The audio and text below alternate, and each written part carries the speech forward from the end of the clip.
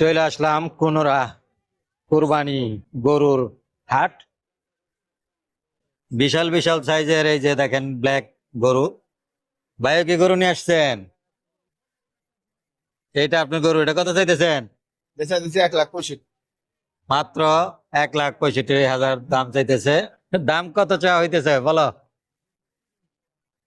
230 টাকা দাম। এরকম করে একটা মানিক মিয়া ভিডিও ছাড়ছে, 150 টাকা দিয়ে হাসি তামসা করছে।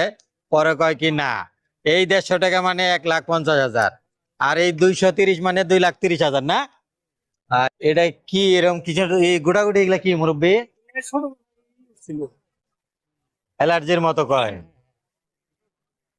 এটা দাম কত চাইতেছেন? 300। বুঝছি। গরুর হাটের দাম 300 মানে বুঝছেন তো? ওই একটু আগে একজন চাইছে 230, অর্থাৎ 2,30,000, আর 300 মানে 3 লাখ।